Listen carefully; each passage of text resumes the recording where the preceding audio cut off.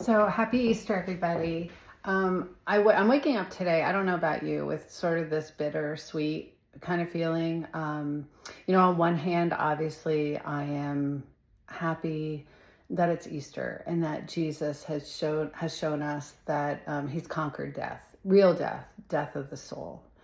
Um, at least He's given us the option for that, for anyone who wants to choose to follow Him. So that's the good part. As I mentioned yesterday, we're in a state of war, and the two parties in our country are to a point where it's no longer just a disagreement, but it's actually hatred for each other's groups or parties. So you can't help but have a heavy heart of feeling like we're letting Jesus down, like we are not implementing any of the things that He taught us. We're not in a state of love, peace, and happiness. So what are we doing? So on the war, I do have a question I want to ask, and it's coming from a place where I genuinely just really want to know, like, the honest answer. I'm trying to understand. So let me first say, when it comes to war, I'm a person of peace, right? I think that the peaceful way is the best way. You explore peace at all options. That said, I also understand that there's time where war is needed as well. So, where is that balance? My father, who was a godly man, gave my brothers some really good advice, I think, that kind of will help in this area. So my father told my brothers, never be the one to pick a fight. You never want to do that. It's not what God would want you to do. You don't want that on your back either, on your karma, shoulders, anything. Just never be the one to pick a fight. If somebody provokes you and tries to fight you and kind of bullies you, just walk away. Take the high road, walk away. Don't engage. They're not worth your time. They're not worth your effort. Just walk away. If somebody tries to provoke you and corners you, you fight as hard as you can until you can get out from that corner. So there's a fine line where, you don't want to engage, but then if somebody forces you to engage, then you have to, right?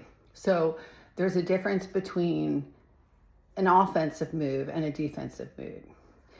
In the case of the war with Iran, I'm trying to understand, maybe I'm missing something, where the provocation was. What caused this attack? Because I think I'm missing something. So do they hate us? Absolutely.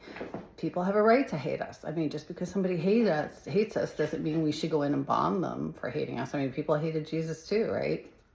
He just said, walk away. So people can hate us. It doesn't give us a right to bomb. They've also hated us for a long time. So I'm kind of wondering, where was the rush in all of this? And why did it happen so quickly and suddenly? Are they gathering weapons? Yes, but so are we. It's a hypocritical stance to say that we can, collect weapons and another country can, and we're going to bomb another country if they try to do that. That seems a little hypocritical. I mean, every nation does have the right to protect themselves. So just because somebody's doing what we're also doing doesn't really give us a right to bomb as well. So I don't think, that's it. Was there an attempt at peace? I personally, and again, unless I'm missing something, I didn't see an attempt at peace. I saw an ultimatum, but ultimatums, are not necessarily attempts at peace. If somebody provokes you and you give an ultimatum, that could be looked at as a sign of attempt at peace, because you've provoked me. I could go in and attack you, but I'm not going to do that. Instead, I'm going to give you an ultimatum, like another chance. That could be an attempt at peace. If somebody provoked you. But if there wasn't a real, like something was done, a center was bombed or something was done, a group of tourists killed or something done to kind of provoke then an ultimatum is not an attempt at peace. It's an attempt at control. It's do as I say or else. So it's not really a peaceful measure. So again, when it goes back to this war, I'm trying to understand, unless I'm missing something, what was the instigating factor? What happened that caused us to start a war with Iran? I would love somebody to give me the answer. Call it naive. I may be missing something. Maybe, there was something and I missed. But if somebody could give me that answer, I would greatly appreciate it.